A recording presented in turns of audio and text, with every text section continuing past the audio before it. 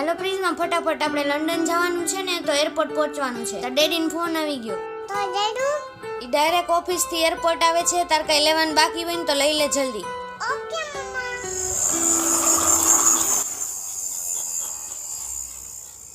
આ ગલ્લો આપણે નથી લઈ જવાનો. તું મોટી થા ને ત્યારે તને કામ આવશે. આપણે 1-2 મહિનામાં પાછા આવવાના જ છીએ. હાલે આ તારી જગ્યાએ વ્યવસ્થિત રાખી દે.